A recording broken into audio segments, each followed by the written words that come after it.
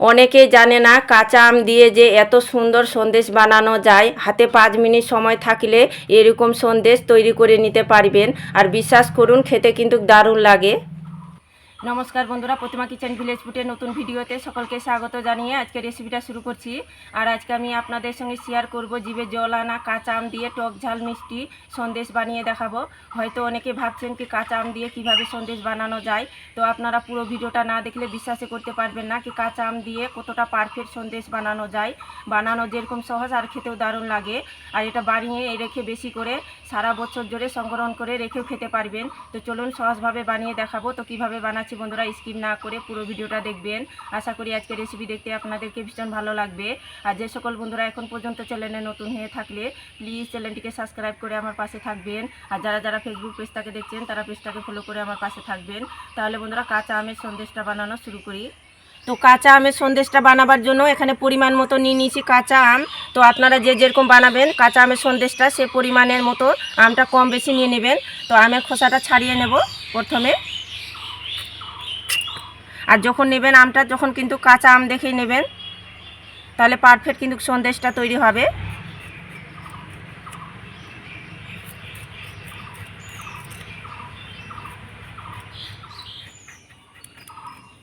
তো আমের খোসাটা ছাড়িয়ে নিয়েছি, আর এখানে গামলার মধ্যে জল নিয়েছি। তো সোজাসুজি আমটাকে জলের মধ্যে রেখে দেব।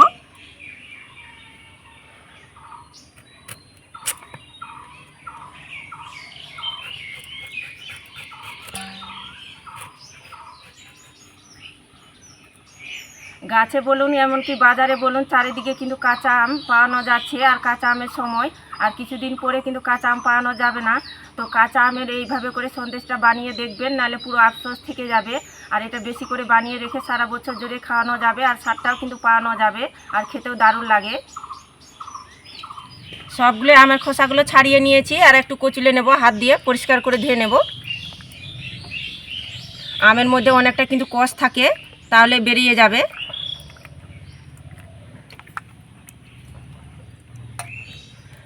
তো দেখুন কচলে নিয়েছি, আর একটু পরিষ্কার করে ধুয়ে নিয়েছি।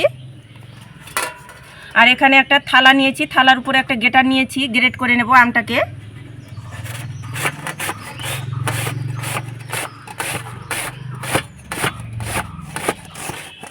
তো আমটাকে এইভাবে করে পাতলা পাতলা করে গ্রেট করে নিতে হবে। দেখুন আপনাদেরকে দেখিয়ে দিচ্ছি, এইভাবে করে গ্রেট করে নিতে হবে।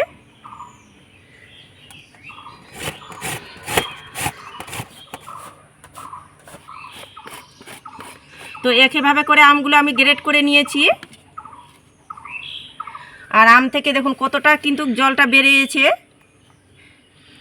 তো এবার আমি হাত দিয়ে এইভাবে করে চিপে একটু নিগড়ে নেব। আপনারা চাইলে এইভাবে করতে পারেন, এতে কিন্তু সময়টা বেশি লাগবে সন্দেশটা তৈরি করানোর। তো এইভাবে করে একটু নিগড়ে নেব হাত দিয়ে চিপে, আর একটা প্লেটের মধ্যে তুলে নেব।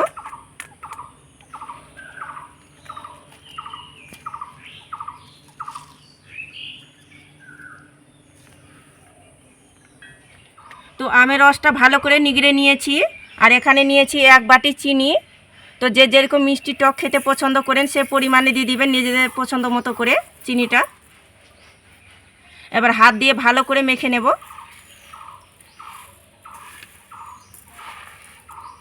এইভাবে করে একটু হাত দিয়ে ভালো করে চটকে মেখে নিতে হবে।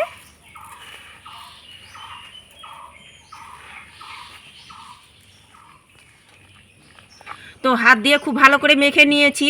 আর মাখাতে মাখাতে দেখবেন কি চিনিটা গলে যাবে আমের মধ্যে, আর জল ভাবটাও ছেড়ে দেবে। দেখুন অনেকটা কিন্তু জল ভাবটা ছেড়ে দিয়েছে। এইভাবে করে কিন্তু মেখে নিতে হবে। কাঁচা আমের সন্দেশের জন্য মশলাটা তৈরি করে নেব। তার জন্য উনুন ধরিয়ে কড়াই বসিয়ে দিয়েছি। তো নিয়েছি 5 ফোড়ন, ধনিয়ে, মৌরি আর 2টো শুকনো লঙ্কা। তো আমি আমার আমের পরিমাণ মতো কিন্তু নিয়ে নিয়েছি মশলাগুলো। তো আপনারা যখন তৈরি করবেন নিজেদের পছন্দ মতো করে এখানে মশলা নিতে পারেন, কোনো অসুবিধা নেই। এবার শুকনো খোলায় একটু মশলাটা নাড়াচাড়া করে ভেজে নেব। তবে জোরে আঁচে ভাজবো না, নাহলে আবার তিতো হয়ে যাবে, খেতে ভালো লাগবে না, পুড়ে যাবে। হালকা আঁচে নাড়াচাড়া করে ভেজে নিতে হবে। তো হালকা আঁচে মশলাটাকে নাড়াচাড়া করে ভেজে নিয়েছি। তো হয়ে গেছে, এবার নামিয়ে নেব। তো মশলাটা আমি সোজাসুজি শিলপাটের মধ্যে নিয়ে নেব। তো এবার আমি কাঁচা আমের সন্দেশগুলো তৈরি করে নেব। তার জন্য আবারও আমি কড়াই বসিয়ে দিয়েছি উনুনের মধ্যে। চিনি দিয়ে যে আমটা মেখে রেখেছি, তো এটা আমি কড়াইয়ের মধ্যে দিয়ে দেব।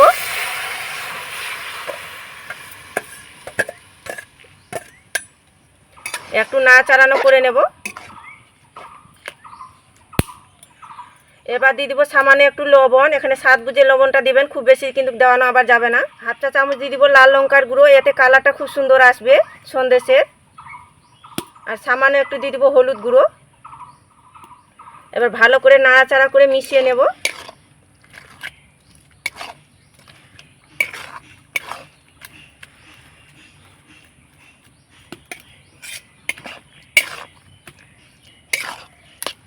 আর মিডিয়াম আঁচে কিন্তু নাড়াচাড়ানো করব, আর আঁচটা কিন্তু মিডিয়াম আঁচেই রাখবো, হালকা আঁচে করানো যাবে না।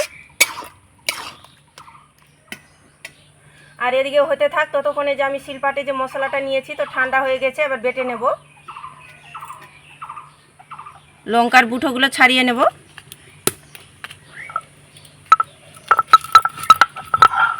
আর একটু মশলাটা দানা দানা করে বেটে নেব।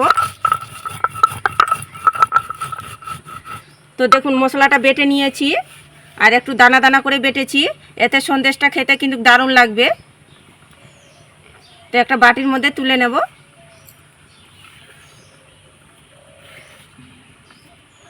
আর এদিকে কিন্তু অনেকটাই রসটা টেনে নিতে শুরু করে দিয়েছে দেখুন। আর এইভাবে করে আর একটুখানি নাড়াচাড়া করে রসটা কিন্তু টেনে নেব। তো দেখুন আগের তুলনায় কিন্তু চিনির যে রসটা ছিল ওটা কিন্তু দেখুন শুকনো হয়ে গেছে। এর পর্যায়ে দিয়ে দিব আমি ভেজে রাখা গুঁড়ো করা মশলাগুলো। একটু নাড়াচাড়া করে ভালো করে মিশিয়ে নেব। তো দেখুন ভালো করে মিশিয়ে নিয়েছি। আর এখানে নিয়েছি কর্নফ্লাওয়ার, তো এখানে 4 চামচ দিয়ে দিব বড় চামচে।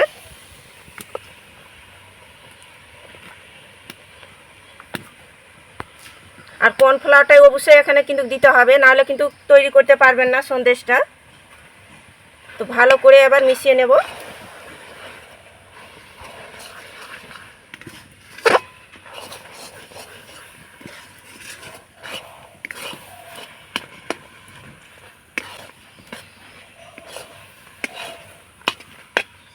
কর্নফ্লাওয়ারটা দিয়ে খুব ভালো করে মিশিয়ে নিয়েছি।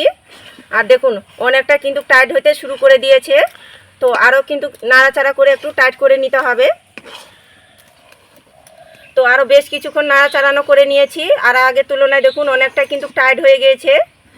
আর এইভাবে করে টাইট করে শক্ত করে করে নিতে হবে। এই যে দেখুন কড়াই থেকে কত সুন্দরভাবে ছেড়ে যাচ্ছে। এইভাবে করে খুন্তিটা করছি, দেখুন কত সুন্দরভাবে কড়াই থেকে ছেড়ে যাচ্ছে। ঠিক এইভাবে করে টাইট করে একটু শক্ত করে তৈরি করে নিতে হবে দেখুন। তো হয়ে গেছে, এবার নামিয়ে নেব। আর সন্দেশটা তৈরি করবার জন্য এখানে একটা স্টিলের বড় খেলানো থালা নিয়েছি। এই থালার মধ্যে একটু সাদা তেল ব্রাশ করে নেব। খুব সামান্য একটু সাদা তেলটা নাগার কারণে দেখবেন খুব সুন্দরভাবে ছেড়ে আসবে, থালা থেকে লেগে যাবে না।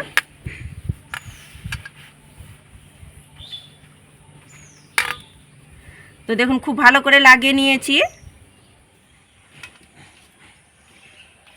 তো এবার আমি থালার মধ্যে তুলে নেব।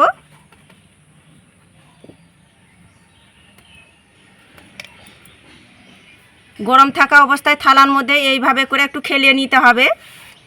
আর তাড়াতাড়ি করতে হবে, যেহেতু কর্নফ্লাওয়ার আছে সেট হয়ে যাবে। এইভাবে করে একটু থালার মধ্যে গোল করে নেব। তো থালার মধ্যে গোল করে সেট করে নিয়েছি। আর এখন কিন্তু অনেকটা গরম আছে, তো পুরোপুরিভাবে ঠান্ডা করে আপনাদেরকে দেখাচ্ছি। আর ঠান্ডা হতে গেলে খুব সুন্দরভাবে সেট হয়ে যাবে সন্দেশটা। তো সন্দেশটাকে পুরোপুরিভাবে ঠান্ডা করে নিয়েছি। আর ঠান্ডা হওয়ার পরে দেখুন কত সুন্দরভাবে সেট হয়ে গেছে। এই দেখুন হাতের মধ্যে লেগে যাচ্ছে না, কতটা পারফেক্টভাবে সেট হয়ে গেছে।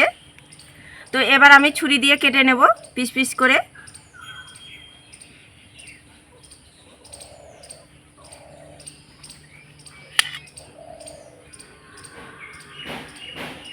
এইভাবে করে আমি কেটে নেব। তো আপনারা চাইলে আপনাদের পছন্দ মতো করে শেপ করেও কেটে নিতে পারেন।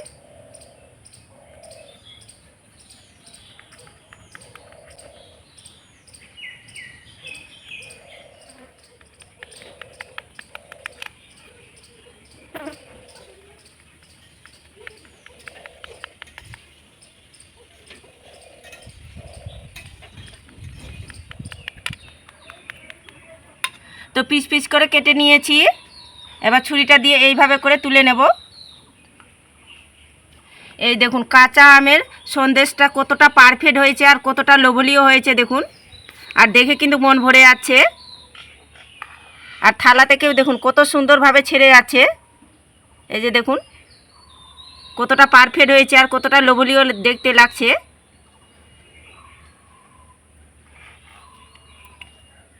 সবগুলো থালা থেকে কত সুন্দরভাবে ছেড়েও যাচ্ছে দেখুন। তো প্লেটের মধ্যে সুন্দর করে সাজিয়ে নিয়েছি। আর সাজার পরে দেখুন দেখতে কি আরও লোভনীয় লাগছে। তো কাঁচা আমের সময় থাকতে এইভাবে করে টক ঝাল মিষ্টি কাঁচা আমের সন্দেশটা বানিয়ে দেখবেন, নাহলে পুরো আফসোস থেকে যাবে। আর যাকে বানিয়ে খাওয়াবেন সে তো প্রশংসা করবে আর খেয়ে তো বুঝতে পারবে না এটা কাঁচা আম দিয়ে তৈরি করানো হয়েছে। বানানো যেরকম সহজ আর খেতেও দারুণ লাগে আর কি লোভনীয় দেখতে লাগছে দেখুন। আর একটা আমি ভেঙেও দেখাচ্ছি কতটা পারফেক্ট হয়েছে দেখুন। যেমনি টক টক মিষ্টি মিষ্টি আর দারুণ লাগে খেতে। একবার হলে তৈরি করে দেখবেন। সবগুলো দেখুন কতটা পারফেক্ট হয়েছে। তো কাঁচা আমের সময় তো আপনারা অনেক রকমভাবে বানিয়ে খেয়েছেন। তো আমার মতো করে কাঁচা আম দিয়ে সন্দেশটা তৈরি করে দেখবেন। বানানো যেরকম সহজ আর খেতেও দারুণ লাগে। আর এইভাবে করে বানালে দেখবেন বাড়ির সবাই আঙুল চেটে খাবে, এতটা খেতে দারুণ লাগে। তো একবার হলে তৈরি করে দেখবেন। আর খেয়ে কেমন লাগলো তো অবশ্যই কমেন্ট করে বলবেন। আর আজকের রেসিপি কেমন লেগেছে তো প্রতিদিনের মতন অবশ্যই কমেন্ট করে বলবেন। আর ভালো লাগলে একটা লাইক করে বন্ধুদের সঙ্গে ভিডিওটা শেয়ার করবেন। ভিডিওটা এখানেই শেষ করছি। দেখা হচ্ছে আবার নতুন কোনো রেসিপির সঙ্গে।